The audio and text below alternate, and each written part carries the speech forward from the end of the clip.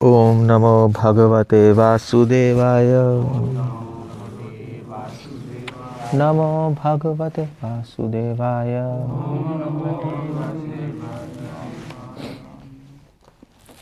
Okay, हम लोग पढ़ रहे हैं 18 chapter 14th verse.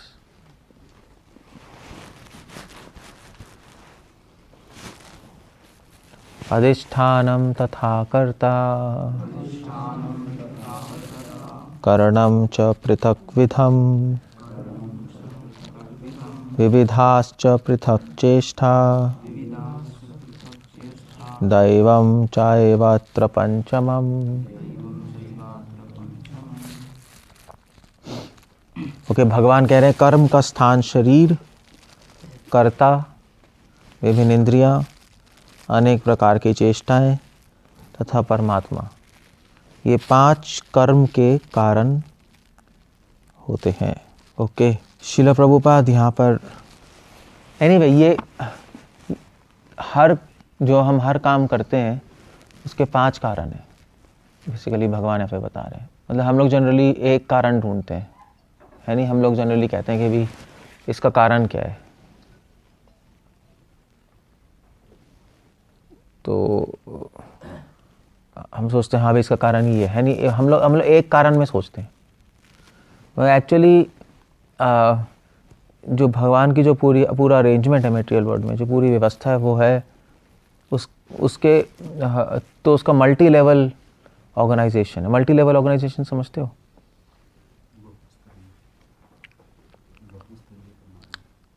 Literal translate नहीं होगा ये। मल्टी लेवल ऑर्गेनाइजेशन मतलब सर्व कारण कारण में एक कारण के पीछे दूसरा, दूसरे कारण के पीछे तीसरा, ऐसे चल रहा है।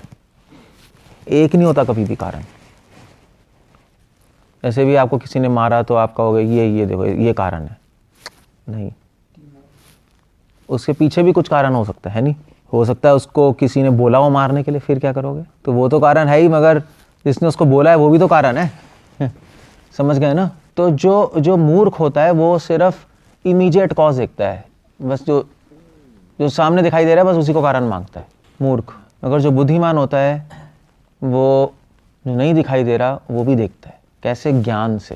तो ज्ञान के चक्षुओं से आपको जो नहीं दिखाई दे रहा वो भी देख सकते हो आप। और ये सिंपल है, जैसे मान ली डॉक्टर है तो डॉक्टर देख सकता है आपके अंदर क्या प्रॉब्लम है। कैसे? नॉलेज से, बिना टेस्ट के बता देगा कि भी ये प्रॉब्लम चल रही है, आपके पैंक्रियास में प्रॉब्लम है, लिवर में प्रॉब्लम है। आप कहोगे यहाँ दर्द है, तो हाँ ठीक है, आपके किडनी में प्रॉब्लम है। तो उसने अंदर वो एक्सरे तो किया नहीं, मगर कैसे देखा उसने? नॉलेज से। इसलिए ये सेक्शन क्या है? ज्ञान योग। तो ज्ञान से हम कई कारण देख पा रहे हैं। भगवान कह रहे हैं हर क्रिया में 5 कारण है। एक कुछ तो दिखाई देगा और बहुत सारे नहीं दिखाई देंगे। वो क्या क्या है हर क्रिया में कारण? कृष्ण कह रहे हैं अधिष्ठानम। अधिष्ठानम मतलब एक्चुअली शिल प्रभुपाद लिख रहे हैं शरीर। अधिष्ठानम मतलब शरीर होता है। करणम मतलब इंद्रियां। अधिष्ठानम मतलब शरीर। अधिष्ठानम मतलब जगह वैसे। तो यहाँ पे शरीर भी हो गया, यहाँ पे आपका सर्कमस्टांसेस भी हो गए, जिस परिस्थितियों में आप रह रहे हो। तो वो एक कारण होता है नहीं। जैसे फॉर एग्जांपल भैया बद्रिकाश्रम में रह रहे हो तो यहाँ पे आप कोई कहेगा भी अब यहाँ पे आप मतलब यहाँ पे आप ज़्यादा कपड़े पहन रहे हो, क्यों? यहाँ पे ज़्यादा ठंड है तो यहाँ पे कपड़े यहाँ मतलब, और अब सिटी में हो गए तो कम पहनोगे क्योंकि कम ठंड है। तो जहाँ रह रहे हो उसका भी प्रभाव है ना आपकी क्रियाओं पे। तो ये क्रिया, ये कपड़े पहनना, तो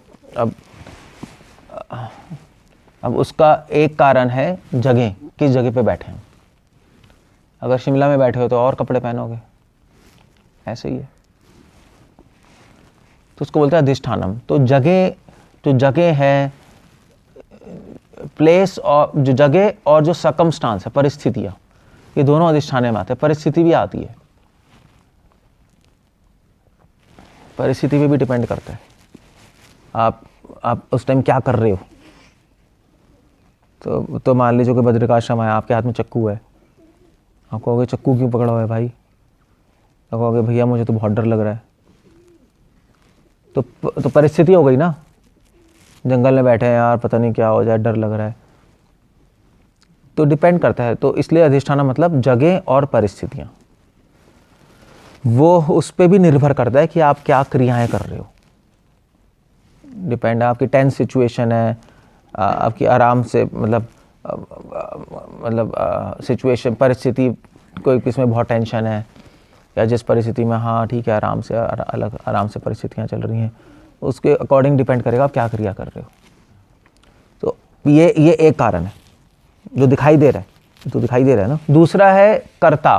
कर्ता मतलब यहाँ पे कर्ता मतलब होता है आत्मा। श्रील प्रभुपाद लिख रहे हैं मतलब उसकी मतलब आत्मा की जो करने की पावर है, आत्मा कर रही है ना काम, तो है ना, मतलब आत्मा की स्वतंत्र इच्छा, वो भी करता है। स्वतंत्र इच्छा है ना हमारी काम करने की, तो वो भी एक कारण है। मतलब टेबल तो नहीं काम कर सकती कुछ, ये चटाई तो काम नहीं कर सकती कुछ नहीं कर सकते।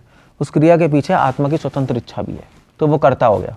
वो श्लोक है ना, प्रकृते क्रियामानानि कर्तारहम् इति। कौन सा श्लोक है? 327 देख लो आप, उसमें भी शब्द आ रहा है कर्ता।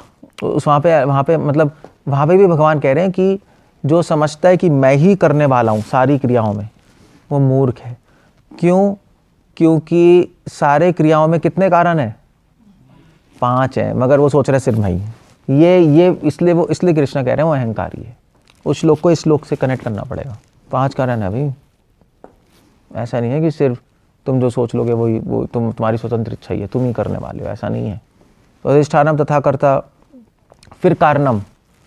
कारणम हुआ अधिष्ठान तथा कर्ता। करणम हुआ मतलब इंद्रियां हो गया, या हो गया जो कोई इंस्ट्रूमेंट आप इस्तेमाल कर रहे हो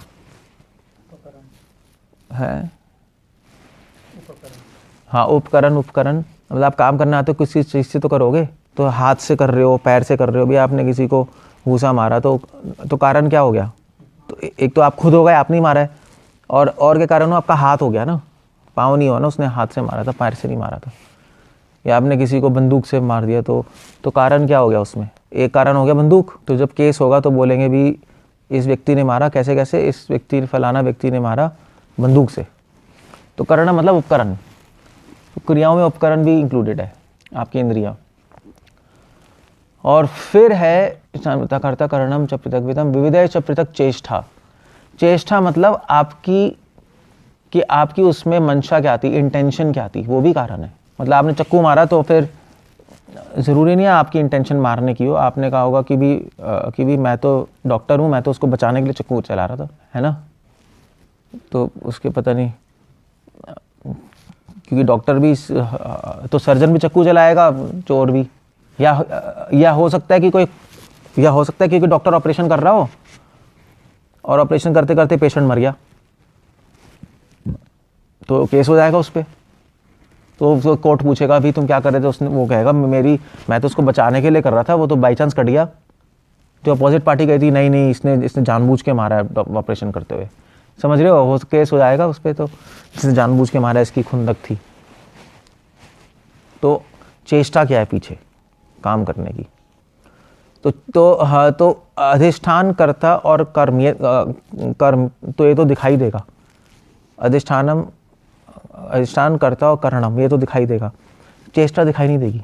वो तो फिर आपको अपने विजडम से आपको देखना पड़ेगा, हाँ क्या चेष्टा है। और फिर उसके बाद क्या है? दैवम पंचमम उच्यते। और 5वां कारण है परमात्मा। क्यों? क्योंकि परमात्मा ही आपको उस परिस्थितियों में लेके आ रहे हैं, आपके पिछले जन्म कर्म के अनुसार। परमात्मा ही आपको स्वतंत्र इच्छा, परमात्मा ही की वजह से आपकी स्वतंत्र इच्छा है जो भी है। परमात्मा की वजह से आपकी इंद्रियों में शक्ति है, और परमात्मा की वजह से ही आप सोच पा रहे हो, सोचने की शक्ति है, तभी आपकी चेष्टा बन पा रही है नहीं। तो परमात्मा लास्ट कारण है। तो हर क्रियाओं में 5 कारण होते हैं, 3 दिखाई दे रहे हैं, 2 दिखाई नहीं दे रहे। सो ऐसे चल रहा है। अब क्वेश्चन ये है कि भगवान ने बताई क्यों रहे हैं? कौन बताएगा? हम खुद को करता ना माने। तो एक कारण ये है कि हम अहंकार से मुक्त हो जाएं, तभी प्रकृति क्रियमाणानि गुणैः कर्माणि सर्वशः अहंकार विमूढ़ात्मा कर्तारमिति मन्यते। हम अपने हमें समझ आ जाए कि हम हर क्रियाओं में और भी कारणों के परतंत्र क्या कहते हैं, डिपेंडेंट कैसे कहेंगे, निर्भर हैं।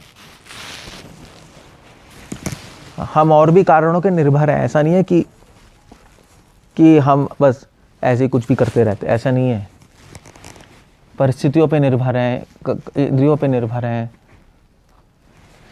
परमात्मा पे निर्भर हैं। हम इंडिपेंडेंटली कुछ नहीं हो रहा, हम डिपेंडेंट हैं, हम डिपेंडेंट डूअर हैं। ये प्रभुपाद इस्तेमाल करते हैं एक वर्ड, मतलब मध्वाचार्य भी इस्तेमाल कर रहे हैं। डिपेंडेंट डूअर क्या होता है? एक दूसरे के परिपूरक। नहीं, हाँ हाँ, मतलब हम स्वतंत्र करता नहीं, हम परतंत्र करता है। इतना परतंत्र क्या वर्ड आएगा समझ नहीं। क्या किसी के ऊपर डिपेंड होके डिपेंड है।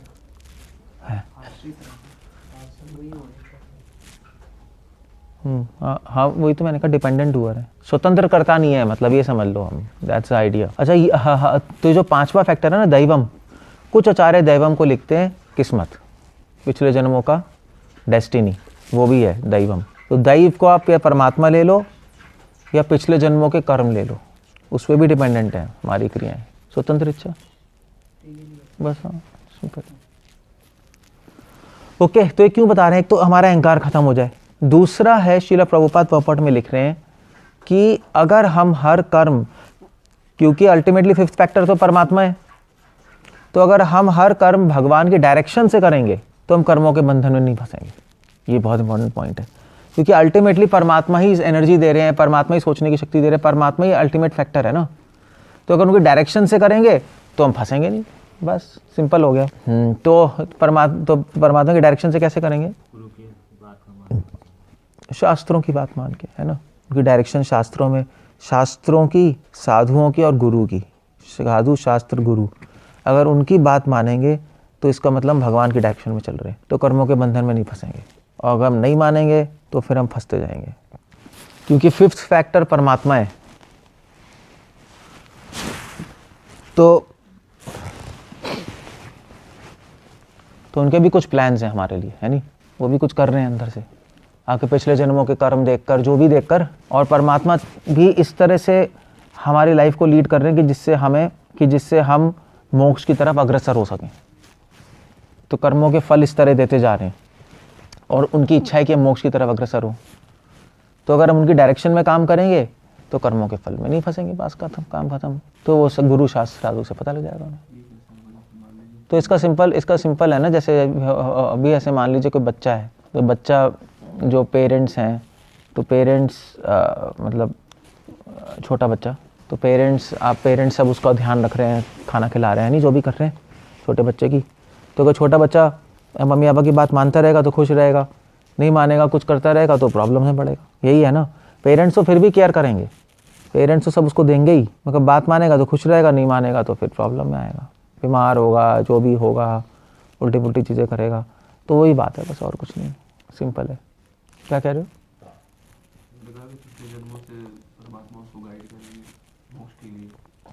तो पूरा अरेंजमेंट मोक्ष के लिए है ना।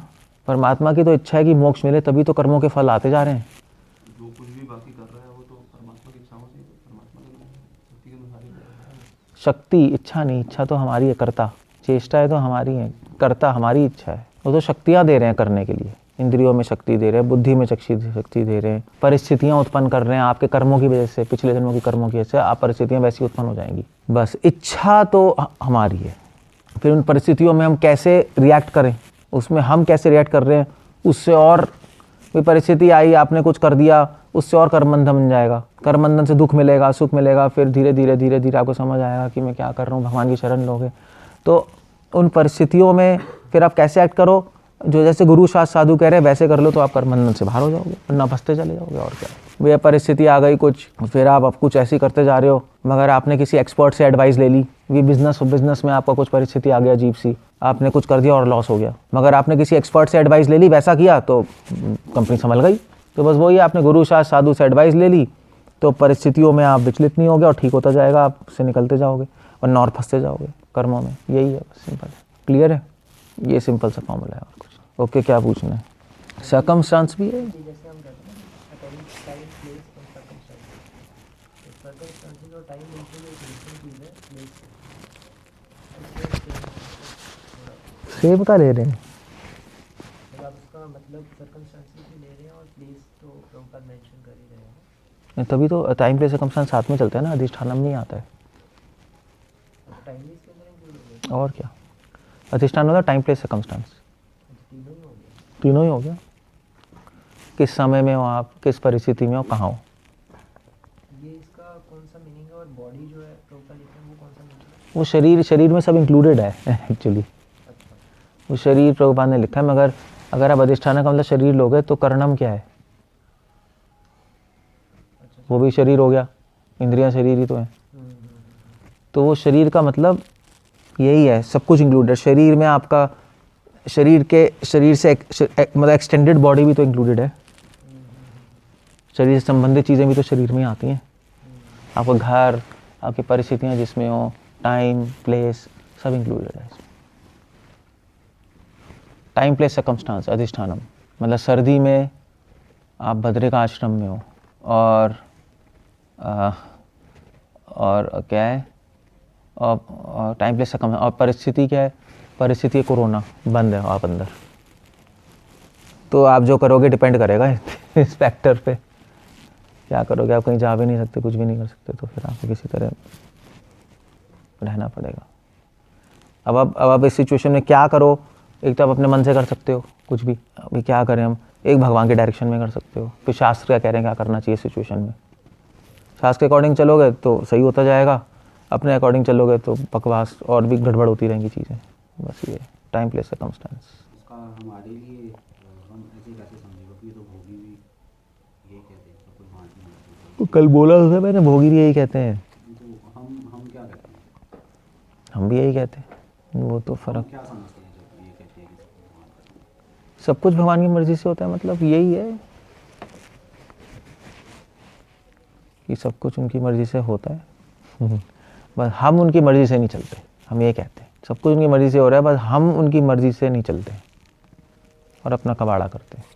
बाकी सब तो मर्जी से हो रहा है। सूरज भी टाइम पे आ रहा है, चंद्रमा भी टाइम पे आ रही है, सर्दी आ रही है, गर्मी आ रही है नहीं? ये सब चीज़ें तो भगवान के प्लान से ही चल रहा है, बड़ी बड़ी चीज़ें। हमारे सामने भगवान की भी नहीं चलती। बाकी परिस्थितियाँ भी आती हैं भगवान की मर्जी से, मगर हम फिर कुछ और करने लगते हैं, उनकी मर्जी से नहीं चल रहे, उनके प्लान के अकॉर्डिंग नहीं चलते। भगवान चाहते हैं कि हम उनका भजन करें, नहीं करते।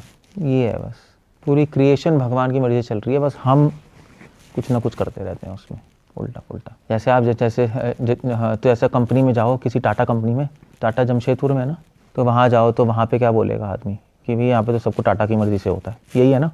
टाटा का ओनर कौन है? रतन टाटा। तो किसी एम्प्लॉय से पूछो, ये यहाँ पे तो सब रतन टाटा की मर्जी से होगा। अब उसकी मर्जी से हो रहा है, सब सारे रूल्स उसने बनाए हैं, सब भगवान ने सारे प्रकृति के नियम बनाए हैं, वैसे ही चलेगा सिस्टम साइंटिफिक लॉज की वजह से। बस अगर कोई एम्प्लॉय वहाँ पे कुछ अपनी मर्जी से करने लगेगा, रूल्स के अकॉर्डिंग फॉलो नहीं करेगा, वो कंपनी से बाहर है, पिलेगा। बस वही बात है, उसका मतलब ये है बस। और क्या पूछना है? सिंपल है ये, इतना कॉम्प्लिकेटेड श्लोक नहीं है, बट सिंपल श्लोक है। बस याद रखना ज़रूरी है इसको, क्योंकि क्या है हमारी लाइफ में ना परिस्थितियाँ आएंगी और हम रिएक्ट समझते हो? रिएक्ट कैसे कहेंगे हम? हाँ, हम प्रतिक्रिया करेंगे अपने मन से। तो कल भी यही आ रहा था, कल भी भगवान परिस्थितियाँ ही बता रहे थे। इन परिस्थिति में देखो क्या बोलता है, उस परिस्थिति में देखो कैसे चलता है, क्या क्रिया करता है। तो परिस्थिति तो परमात्मा लाएंगे आपकी लाइफ में, आपके कर्मों के ऐसे, और फिर देखेंगे कि प्रतिक्रिया क्या चल रही है। अगर वो प्रतिक्रिया भगवान के शास्त्र के अकॉर्डिंग चल रही है, उनके अकॉर्डिंग, तो आप कर्मबंधन से बाहर हो। अगर अपने मन से कुछ भी और करते रहोगे अपने वेगों से, तो फिर फंसते रहोगे। बस सिंपल है ये श्लोक इसलिए बताया। वो हैबिट्स बोलते तो एक जन्मों की तरह हैबिट्स है ना, हाँ तो चेंज करना पड़ेगा। उसमें किसकी गलती है? हमारा, आपकी गलती है, हैबिट बना रखी है, वो चेंज करना पड़ेगा आपको। जब तक चेंज नहीं करें तब तक फंसते रहोगे, उसी में टाइम लगता है बस। मगर जो गुरु शास्त्र साधु की सुनता है, उस पर फेथ होता है, वो निकल जाएगा। जो नहीं सुनेगा वो फिर फंसता रहेगा, वो नहीं हटा सकता हैबिट। तो भाई, तो इसलिए तो कह रहे हैं प्रेमा भक्ति जहाँ होए थे अविद्या विनाशा चाहते। अगर प्रेम है, फेथ है साधु गुरु शास्त्र से, तो अविद्या खत्म हो जाएगी। फेथ है, नहीं फेथ है तो फिर बस वो चबई चलती रहेंगी। यही है। कोई क्वेश्चन है? आप बताओ। प्रतिक्रिया क्या है? ये सबसे इम्पोर्टेंट पॉइंट है इस श्लोक के अंदर। आखिर प्रतिक्रिया क्या है उस समय? वो मतलब हम सोच रहे हैं क्रिया, एक्चुअली हम सोच रहे हैं क्रिया क्या कर रहे हो, एक्चुअली प्रतिक्रिया क्या चल रही है, वो इम्पोर्टेंट है। क्योंकि लाइफ में अपने आप चीज़ें होती रहेंगी और अपने आप दुख सुख आते रहेंगे, और आप कैसे रिएक्ट कर रहे हो वो इम्पोर्टेंट है। वो भगवान देखते रहेंगे। और एक नई एक्शन भी करते रहोगे, नहीं अपनी इच्छाओं से मुझे ये प्राप्त करना है वो प्राप्त करना है, तो क्रिया प्रतिक्रिया दोनों ही हो गई, तो वो भगवान देखते रहेंगे दोनों, और उसके अकॉर्डिंग आप कर्मों के बंधन से फंसते रहोगे, निकलते रहोगे। तो क्रिया इंपॉर्टेंट है, प्रतिक्रिया? प्रतिक्रिया ज़्यादा इंपॉर्टेंट है, क्योंकि उसको रोकना बड़ा मुश्किल होता है। क्रिया तो चलो आप एक बार को समझ के कर लो चेंज, प्रतिक्रिया बहुत मुश्किल हो जाती है रोकना। ओके, सो खत्म हो गया, बंद करें, फिनिश।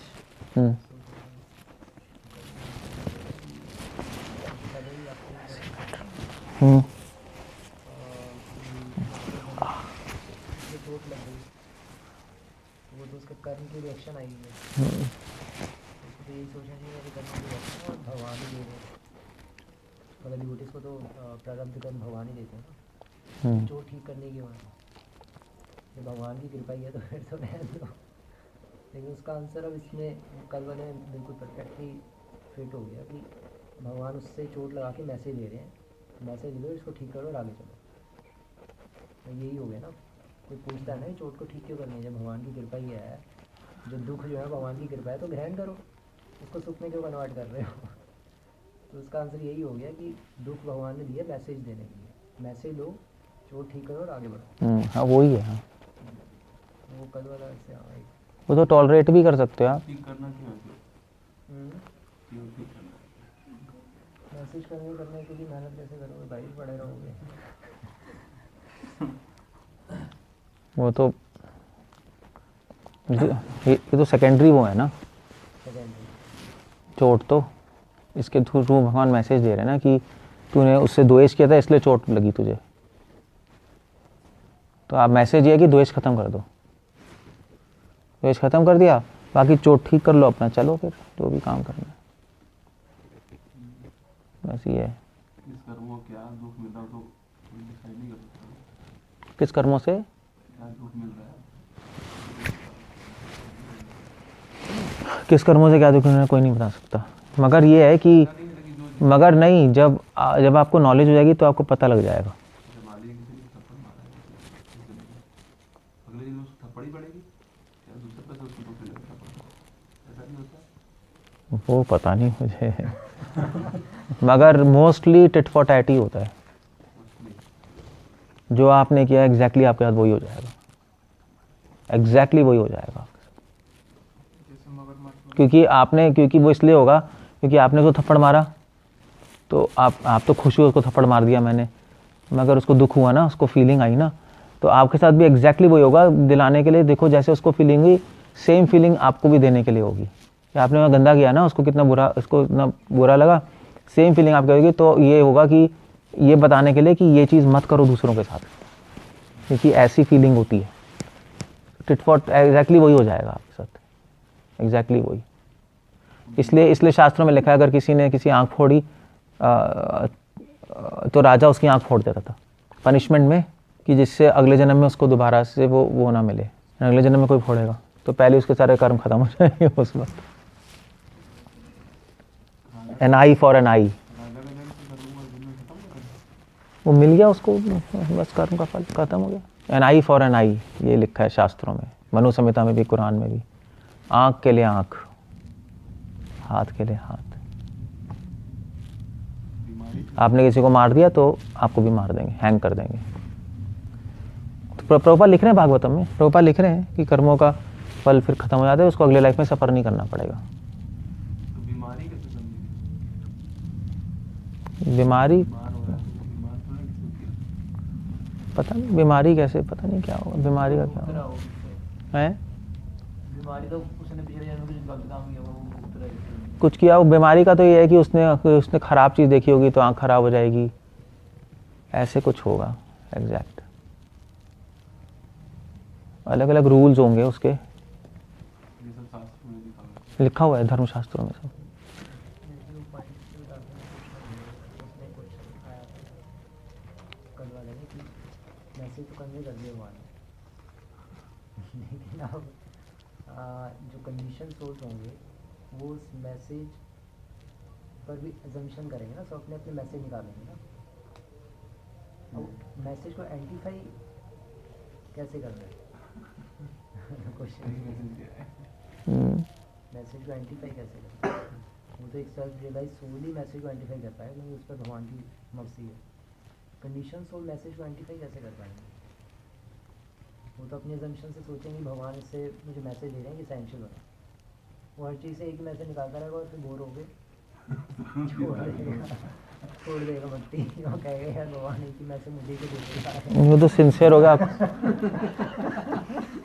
आप सिंसियर हो गए तो आपको पता लग जाएगा कि क्या मैसेज दे रहा हाँ वही मैं कह रहा हूँ, तो इट मीन्स है। दामी बुद्धि, इसके लिए दामी बुद्धि योगम तम तो तम कीर्तन तो तेषां स्तुक्ता नाम भजताम प्रीति पूर्वकम, दामी बुद्धि योगम। तो वो मैसेज बता देंगे एग्जैक्टली भगवान क्या चाहते हैं, और या तो अंदर से प्रेरणा दे देंगे या गुरु साधु के द्वारा बता देंगे।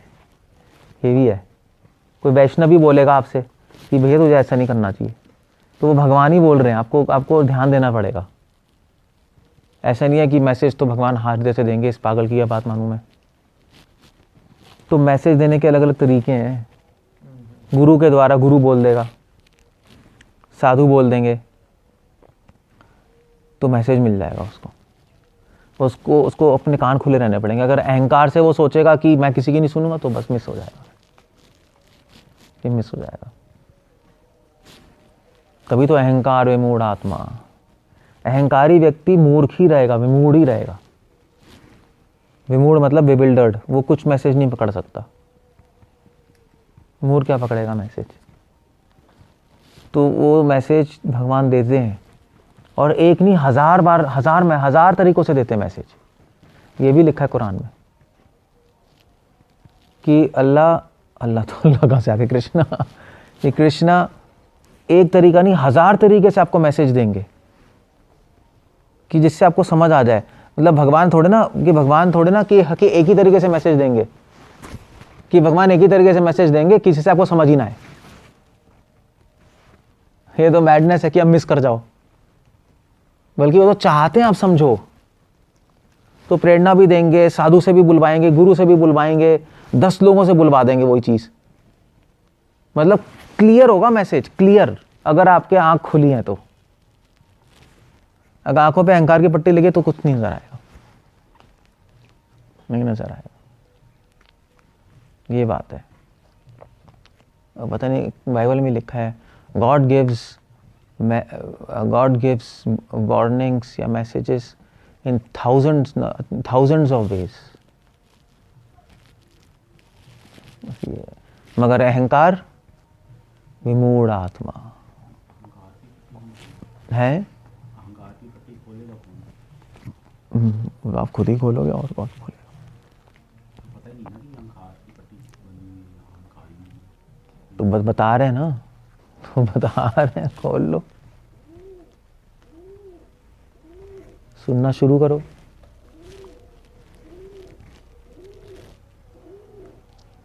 पॉइंट ये है ना, वरना फंसोगे।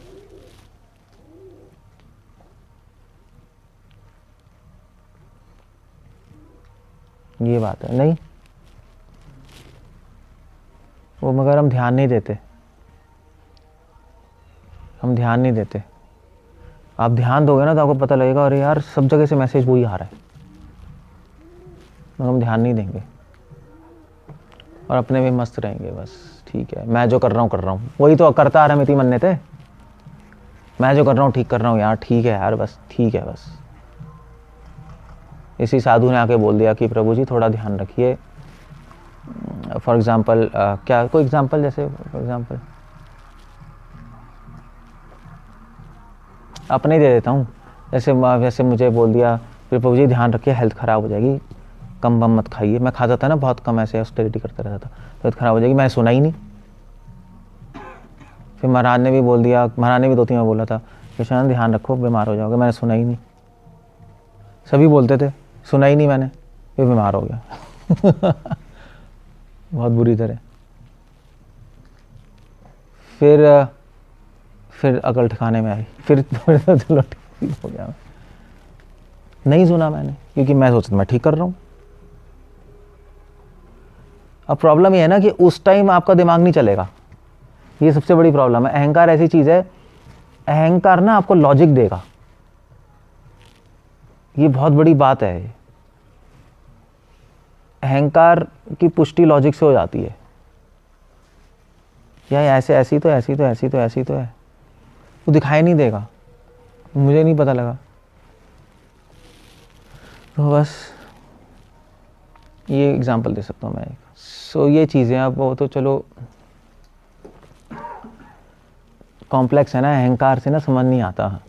अहंकार से हम शास्त्रों से भी लॉजिक निकाल लेंगे, चक्कर ये बहुत बड़ी अजीब सी बात है। वो अहंकार ना बहुत टेढ़ी खीर है अहंकार हम सब सेट कर लेंगे लॉजिक, मगर क्या है कि हमें हर एक की बात को ध्यान देना चाहिए। एक्चुअली ये बहुत इंपॉर्टेंट पॉइंट है। ये कोई भी कुछ बोल रहा है ना, उसको ध्यान दो, कुछ ना कुछ उसमें कुछ सत्य है, और उसको ध्यान, हर चीज़ ध्यान से सुनो, डिसमिस मत करो कुछ चीज़। ये मैंने सीखा है लाइफ में, कुछ चीज़ डिसमिस मत करो। डिसमिस कैसे कहेंगे? टाल देना। नहीं, टालना तो प्रोक्रेस्टिनेशन होता है। हाँ, कोई भी कुछ कह रहे हैं नकारो मत। जैसे मान लीजिए अभी कोई आया, कोई जा रहा है, तो उसने मान लीजिए महाविष्णु को हमने बोला, महाविष्णु को बोला कि भी तो भी टेम्पो तेज मत चलाना। ठीक है हम चलाएंगे। ये सुनना ही नहीं रहा। अब सपोज बलराम ने बोल दिया, मैंने भी बोल दिया, हाँ, और के गांव वाले पड़ोसी वालों ने बोल दिया, ये सुन ही नहीं रहा, ये सोच रहा है ठीक है। तो एक दिन ज़रूर इसका एक्सीडेंट होगा, ज़रूर होगा। भगवान सिखाने के लिए ज़रूर कराएंगे कि इसकी सुने, क्योंकि ये सुन नहीं रहा। एग्जाम्पल दे रहा हूँ मैं, मतलब, और सबका ही आपका एग्जाम्पल ले रहे हैं, मैं सबका एग्जाम्पल उठा सकता हूँ, वो तो चलो, तो मुझे ऐसे ही याद आ गया देखकर। सो अब तो इसका मतलब भगवान मैसेज दे रहे हैं, क्योंकि भगवान तो सब जानते हैं ना, फ्यूचर का भी जानते हैं। भगवान ने देख लिया अभी कि इसका एक्सीडेंट होगा, तो भगवान अभी से मैसेज दे रहे हैं रुक जाओ, मगर ये देख ही नहीं रहा, तो बस फिर सफ़र करना पड़ेगा, फिर कर्मों के बंधन में फंस जाएगा। आ गए, परमात्मा की बात नहीं मान रहा, इससे लग रहा है भगवान थोड़े ना बोल रहे हैं, ये प्रभु जी बोल रहे हैं, तो गांव वाले बोल रहे हैं, भगवान बोलेंगे तो मानूंगा, मगर ये भगवान ऐसे ही तो बोल रहे हैं, मैसेज दे रहे हैं। अगर वही सेम चीज़ 10 जगह से आ रही है, इसका मतलब भगवान बोल रहे हैं। ये बहुत इंपॉर्टेंट पॉइंट है, क्योंकि 10 जगह से क्यों आएगी वही सेम चीज़। तो इसलिए कोई किसी की बात डिसमिस नहीं करनी चाहिए, उसको ध्यान से हर बात सुननी चाहिए। और भगवान ही हमारी लाइफ को, भगवान ही डील कर रहे हैं हमारी लाइफ को, सब हमारी लाइफ में सब कुछ हो रहा है, भगवान ही कर रहे हैं। मायावादी भी ऐसे कहते हैं, अरे जो उसने कहा तो था ये इधर मत जाइयो वो तो भगवान ने थोड़ा ना कहा, अरे वो भगवान ही तो था वो। हाँ, वो तो कहते हैं वो भगवान ही था, हम कहते हैं कि भगवान ने प्रेरणा दी है, वो बस वो फर्क है। वो तो कहते हैं सब भगवान ही तो बोल रहे थे बार-बार हर जगह पे। हाँ, इसे फिर वही अहंकार होता है। हाँ, विष्णु की बात आ गई, नवकिशोर की, ऐश्वर्य की, किसी की भी बात ले लें, हम सब सुनते कहाँ हैं। फॉर एग्जांपल मेरे लिए क्या आ सकता है, उनके लिए दे सकते हैं। हाँ, के लिए पता नहीं, मैंने सोचा नहीं आपके बारे में यार, तो एग्जाम्पल ध्यान आ गया। वो तो ऐश्वर्य के लिए याद हो सकता है, ऐसे ऐश्वर्य और अनुत्तम भी ये लोग कंस्ट्रक्शन कर रहे थे, एक लेबर ला रहे थे, वह बन रही है, वॉल बन रही है, भाई बन रही है, पता नहीं 10 साल लग जाते। वो तो मैंने समझाया भाई कर लो, फास्ट कर लो, ज़्यादा लेबर ले आओ, पैसे खर्च कर दो, पहले तो शायद ना समझ, पता नहीं शायद समझ नहीं आया, मुझे नहीं पता कब कब होती हैं, बोला तो क्लिक हो गया, इसके कर दिया, हो गया काम। तो अब सुन लिया, चलो नहीं सुनते तो फिर कर्मों के चक्कर में फंसते, फिर ये धीरे धीरे करते, हम भी फ्रस्ट्रेट होता है ये भी, और फिर स्ट्रेस में नहीं, मतलब वो टेंशन तो बिल्डअप होती, हम तो पीछे पड़ते, टेंशन बिल्डअप होती, कर्मों का बंधन और चलता आता। फिर एक दिन लड़ाई होती, जब ये क्या है यार बकवास, और कांग्रेगेशन भी हमें कहता क्या चल रहा है, बेइज्जती होती। तो बस फिर मैं कह रहा हूँ कॉम्प्लिकेट हो जाती सिचुएशन। वही कर्मों का बंधन वही है, कर्मों का बंधन नहीं है कि आपको कोई रस्सी से बांध रहा है, रजोगुण तमोगुण सतोगुण अलग अलग रस्सियाँ हैं, रस्सियाँ तो कोई दिखाई नहीं दे रही, वो कुछ नहीं है, वो कॉम्प्लिकेट हो जाएगी सिचुएशन, भगवान को भूल जाओगे आप, टेंशन क्रिएट हो जाएंगी, स्ट्रेस आ जाएगा, भगवान भूल जाएंगे, बस चलता रहेगा। ये एक मतलब एक लाइव एग्जांपल दे रहा हूँ मैं, जो मेरे इमीडिएटली माइंड में आ रहा है, वो सबके साथ है, आप सबके साथ है। तो चलो इसका मैंने बता दिया हो तो इमीडिएटली मेरे माइंड में आ गया, सबके साथ है। बस ये है, और क्या बताऊँ मैं, बताऊँ ये भी बता सकता हूँ, मेरा लैपटॉप उस दिन बलदेव क्या तो हो गया, लैपटॉप नहीं टैबलेट नहीं है मेरा, मैंने 10 बार कहा था बलदेव प्रभु मेरा टैबलेट ध्यान से रखो, इम्पॉर्टेंट है, सुन ही नहीं रहे, नहीं कुछ नहीं होगा, वो रखा और टूट गया, साइकिल गिर गई 80,000 का लैपटॉप, वो तो बाई चांस चलो बच गया क्योंकि उस पर गार्ड लगा हुआ था वो गार्ड नहीं था तो टूट जाता, उसको उतारा तो ठीक था अंदर, मगर हो गया, ये सुन नहीं रहे। तो एग्जाम्पल्स दे रहा हूँ मैं, मतलब आपका मैंने अपना भी एग्जाम्पल दे दिया, मैं कौन सा दूध का धुला हूँ, मैं भी कौन सा सुन रहा था, हेल्थ ख़राब हो जाएगी, मैं अपने को सुपर इंटेलिजेंट समझ रहा था, कुछ नहीं होगा, ठीक है, मैंने अनदेखा कर दिया महाराज की बात को भी, साधुओं की बात को भी, फिर मैं पिलूँगा और क्या होगा, कॉम्प्लिकेट सिचुएशन हो गई, बस यही बात है। तो इसलिए पॉइंट ये है कि ज़रूरी नहीं आपको मानना हर चीज़, ये भी बात है, बट मगर उसको डिसमिस मत करो इमीडिएट, समझ रहे हो, डिसमिस कैसे कहते हैं,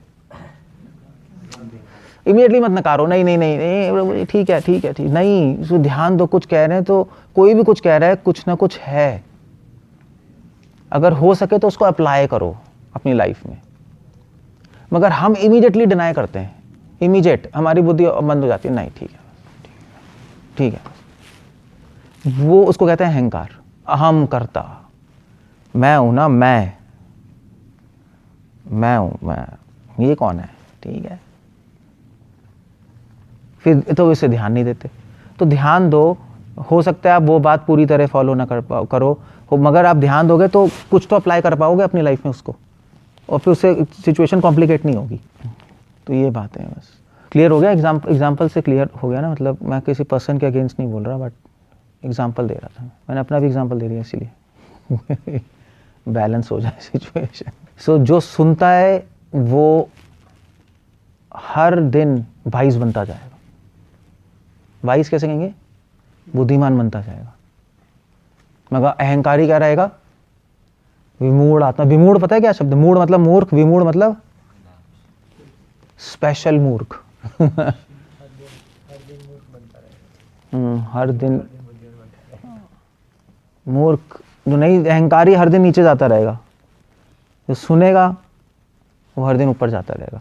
विमूढ़ मतलब स्पेशल मूर्ख, स्पेशल मूर्ख मतलब होता है, मूर्ख तो मूर्ख ही होता है, स्पेशल मूर्ख वो होता है जो अपने आप को बुद्धिमान समझे, मगर है मूर्ख, वो अहंकारी होता है कि मैं बहुत जानता हूँ। तो बस फिर ठीक है, फिर बैठे रहो, और जानते तो ठीक है, करो, फिर फंसो। सभी जगह एप्लीकेबल है, सभी जगह एप्लीकेबल है, नॉन डिवोटीज के लिए भी यही है। नॉन डिवोटी के थ्रू हमारा कुछ हैं नॉन डिवोटीज अगर जैसे हमें कुछ एडवाइस करते हैं, भोगी लोग कुछ बोल रहे हैं किसी काम के लिए, जैसे कोई आया मिट्टी डलवा लो, गुरु शास्त्र साधु फिलहाल, मगर अगर आप बहुत बुद्धिमान हो ना, आप बाहर के लोगों से भी निकाल लोगे, आप निकाल लोगे। एक्चुअली जो भी आपकी लाइफ में हो रहा है ना, भगवान ही कर रहे हैं, वो आप वही तो भूल जाते हैं, चक्कर ये है ना। कुछ भी हमारी लाइफ में हो रहा है तो कोई भोगी आके बोल रहा है भी मिट्टी डाल लो, सपोज कह रहा है ना मिट्टी डाल लो, तो अब ये बात है कि एक जो अहंकारी कहेगा बकवास है नहीं, मिट्टी डाल लो, शक्ल देखिए अपनी, निकलो यहाँ से, वह अहंकारी, हम क्यों सुने, पागल आदमी है तो वैष्णवी नहीं है। मगर हम ऐसा नहीं करते, तो हम सोचते हैं यार कि भगवान ने प्रेरणा दिया इसको बोलने के लिए, ठीक है, तो एक मिट्टी डालना क्यों कह रहा है कि इससे पानी ना भरे, तो इसका मतलब है कि भगवान ने बता रहे हैं कि तो बता रहा हूँ ना, मैं बता रहा हूँ ना, इसका लॉजिक बताता हूँ मैं। इसका मतलब है कि भगवान मैसेज ये नहीं दे रहे, भगवान मैसेज नहीं दे रहे मिट्टी डाल लो, भगवान मैसेज नहीं दे रहे मिट्टी डाल लो, भगवान मैसेज दे रहे हैं कि पानी भरने का सॉल्यूशन कर लो, तुम पानी भरने का सॉल्यूशन कर लो, बाद में प्रॉब्लम आएगी। तो फिर अब हमने सोच लिया पानी की प्रॉब्लम तो आएगी, तो क्या करें, तो फिर अब हम कोई और सॉल्यूशन भी सोच लें, ये सॉल्यूशन तो हमें जम नहीं रहा। 2 साल हमने देखा पानी भर हाँ देखा पानी भर गया, हम्म, तभी तो हम सोल्यूशन ढूंढ रहे हैं, उसे करने में थोड़ी ना हमने सोल्यूशन ढूंढा। हम ढूंढ भी रहे हैं, उसने सॉल्यूशन तो दिया ही ना, मिट्टी डाल लो। लोग तो इसका मतलब है कि सॉल्यूशन है, ऐसा नहीं है कि सॉल्यूशन सिर्फ बोर करना है, और भी सॉल्यूशंस हैं। तो मैंने सोचा कि और भी सॉल्यूशंस है, तो मिट्टी डालना तो हमें जम नहीं रहा, तो उसका मिट्टी खोदने से हो जाए, मतलब सॉल्यूशन करना जरूरी है। कोई डिनाई कर देगा तो कहेगा ठीक है, फिर इस सॉल्यूशन को हमने फिर दोबारा हमने कंफर्म किया ना, ऐसे थोड़े ना अपने मन से उठा के हम पागलों की तरह कर देते। कंफर्म किया तो कंफर्म हो गया। सो पॉइंट ये कि अगर आप ध्यान दोगे ना, तो जरूरी नहीं आप वही करो, मगर आप उसका पर्पस समझ जाओगे,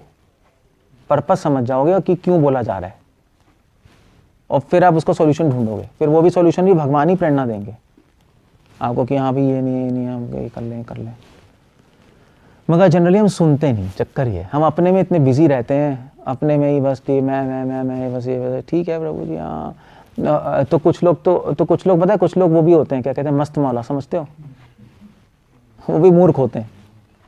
अरे हाँ देखा जाएगा, ठीक है प्रभु जी हाँ हो जाएगा, ये हो जाएगा हो जाएगा, किसी की सुनना ही नहीं, वो भी मूर्ख होते हैं। सो ये बात है, सुनना जरूर चाहिए। ऐसे श्रील प्रभुपाद ने पियोन की सुनी थी, पियोन ने बोला था ना प्रभुपाद को कि यार आप क्या मैगजीन छापते रहते हो, किताब लिखो। प्रभुपाद ने कहा ये परमात्मा ही मुझे बोल रहे हैं, उनको प्रेरणा दे रहे हैं मुझे बोलने की। प्रभुपाद ने किताब लिखना शुरू कर दी।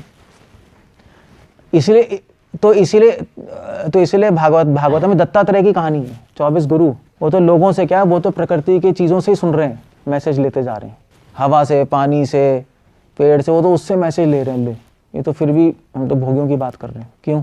सो ये बात है, बहुत बड़ा पॉइंट है ये, आपको अप्लाई करोगे तो समझ आएगा। मगर अहंकार आपको करने नहीं देगा, चक्कर ये है, अहंकार आपको करने नहीं देगा। आज के ज़माने में अहंकार मतलब लॉजिक, आज के ज़माने में हम लॉजिक से अपनी बात को जस्टिफाई कर लेंगे, क्योंकि